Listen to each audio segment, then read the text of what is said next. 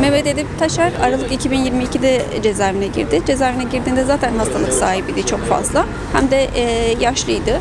Cezaevinde kaldığı süre boyunca hem düzenli olarak kullandığı ilaçları kullanmamaya başladı. Hem de hastane sevkleri geç yapılıp yapılmamaya başlanınca daha da sağlık durumu kötüleşmeye başladı. Bu süreç içerisinde kullandığı bazı ilaçların hatta muadilini kullanmaya başladığını ilişkimize bilgi vermişti ki cezaevlerinde aslında klasik sorunlardır. Hiçbir zaman aynı kendi düzenli kullandığı ilaçları kullandırmazlar. Her zaman bir muadilini kullandırırlar.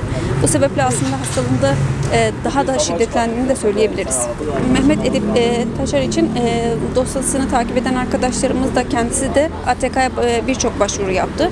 Yaptığı her başvuruda cezaevinde kalabilir raporları verildi. Ancak 26 Şubat 2026 tarihinde tam teşekküllü bir hastanede kalabilir raporu verdi. 6 aylık bir infaz erteleme durumu oldu yani. Bunun haricinde geri kalan bütün hastalığı boyunca cezaevinde kalmak zorunda kaldı. Bazı tedavileri için sadece hastaneye gidip sonrasında tekrar cezaevine geri dönme durumu oldu. Birçok başvurusu yapıldı ve her seferinde yine cezaevinde kalabilir raporu verdi. ATK'nin buradaki rolü aslında gerçekten kendi kurumun kurulma gerekçesini yerine getirmesiydi aslında. Yani kendisine sevk edilen bir hastanın hangi suçlamayla gelmiş olursa olsun bir hasta olarak bakıp bu şekilde değerlendirmesi gerekirken tam tersi bir şekilde siyasi bir mahpusun sadece kendi gözlerinde işlediği suçu baz alarak cezaevinde kalabilir raporu verildi. Yoksa başka bir durumda Mehmet Edip Taşar'ın hastalıklarına sahip herhangi birinin cezaevinde kalabilir raporu verme imkanı kesinlikle yoktu. Ya burada esaslı olan aslında sağlık hakkıydı. Sağlık hakkını da şöyle değerlendirebiliriz aslında. Devlet şunu garanti ediyor sağlık hakkıyla.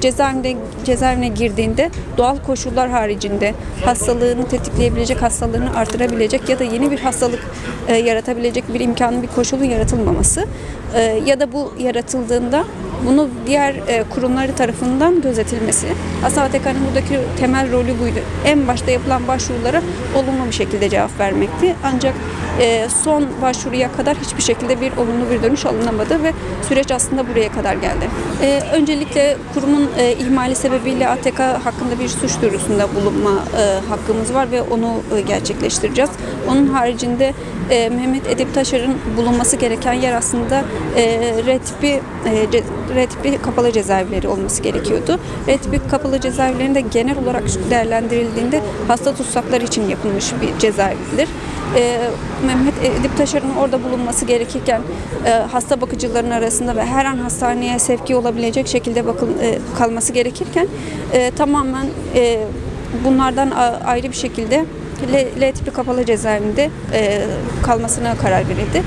Bu durumda değerlendirildiğinde cezaevi hakkında da bu kurum ve kuruluşlar hakkında da aslında suç duyurusunda bulunması gerektiği kanaatindeyiz ÖHD olarak.